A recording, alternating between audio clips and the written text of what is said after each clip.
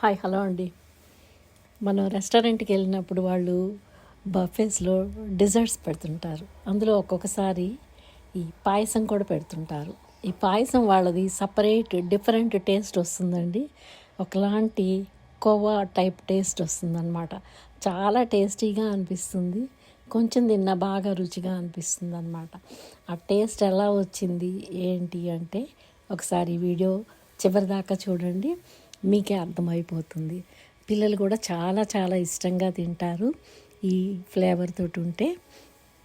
ఇందుకోసం నేను 1 కప్పు సగ్గుబియ్యం తీసుకున్నానండి. సన్న సగ్గుబియ్యం అన్నమాట. తర్వాత వాటిని బాగా శుభ్రంగా కడిగి 1 కప్పున్నర వాటర్ పోసి నానపెట్టుకున్నాను. ఒక పావుగంట 15 మినిట్స్ నానితే సరిపోతాయండి. ఇవి పక్కకు పెట్టేసుకున్నాను అనమాట.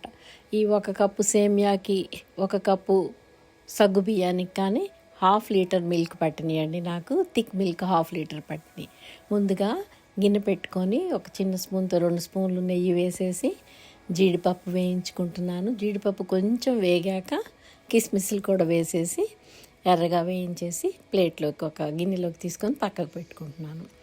అదే నెయ్యిలో 1 కప్పు సేమియా వరకు వేసేసి దోరగా వేయించుకోవాలి. బ్రౌన్ కలర్లోకి కొంచెం టర్న్ అయ్యే వరకు వేయించుకోవాలి. లో ఫ్లేమ్లో వేయించుకుంటే సరిపోతుంది, లేదంటే మాడిపోతుంది. ఇప్పుడు దీన్ని కూడా మనం వేరే బౌల్లోకి తీసుకుందాం. ఇప్పుడు ముందుగా నేను ఒక 3 కప్పులు పాలు పోస్తున్నానండి. 1/2 లీటర్ పాలల్లో ఇంకొక 3 కప్పులు పాలు తర్వాత నేను యాడ్ చేస్తానన్నమాట. ఇప్పుడు 3 కప్పులు పాలు, 1.5 కప్పు సగ్గుబియ్యంలో నీళ్లు పోసాం కదా, ఆ నీళ్ళతో పాటు సగ్గుబియ్యం కూడా పాలు బాగా మరిగిపోయాక వేసేసి లో ఫ్లేమ్లో ఉడికించుకోవాలి. లో టు మీడియం అడ్జస్ట్ చేసుకుంటూ ఫ్లేము ఉడికించుకోవాలి. సగ్గుబియ్యం అడుగంటకుండా కలుపుతూనే ఉండాలండి. అడుగు నుంచి కలుపుకుంటూ ఉండాలి. చాలా తొందరగానే అయిపోతుంది ఈ పాయసం.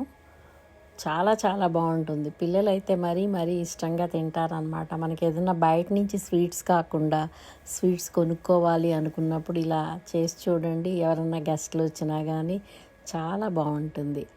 అదిగాక త్వరగా అయిపోతుంది అనమాట. హెల్దీ కూడా కదా.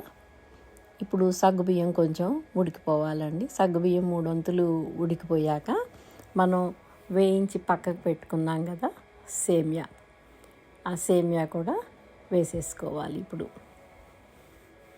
వేసేసుకొని దాన్ని కూడా బాగా ఈ పాలల్లో కలిసిపోయేలాగా కలుపుకోవాలి.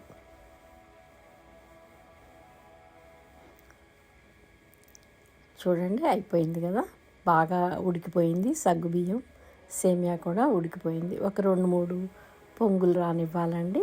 ఇంకొక 2-3 నిమిషాలు అలా లో ఫ్లేమ్లో మాత్రమే ఉడికించుకోవాలి, లేదంటే కలుపుతూనే ఉండాలి. మిగిలిన పాలల్లో ఇంకొక 2 కప్పులు నీళ్లు పోసాను నేను. అంటే మొత్తం 3 కప్పులు 2 కప్పులు 5 కప్పులు అన్నమాట.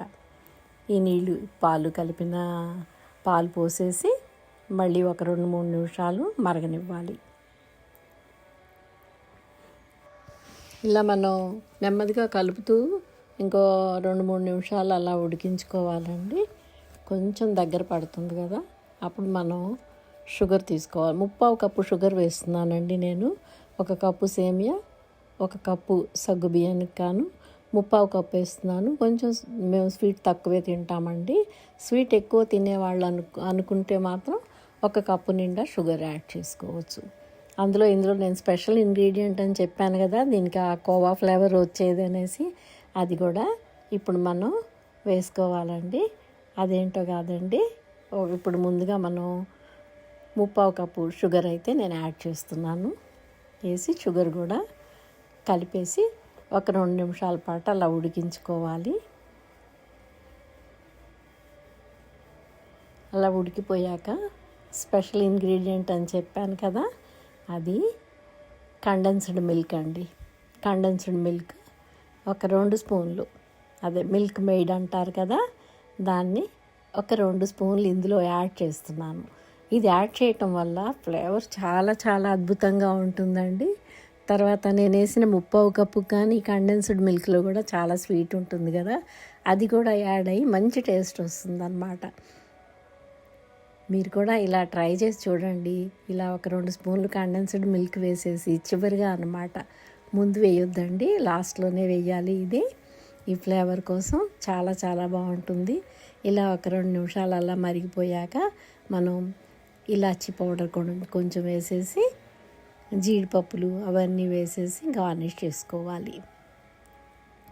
అంతేనండి, సేమియా సగ్గుబియ్యం పాయసం రెడీ అయిపోయిందనమాట.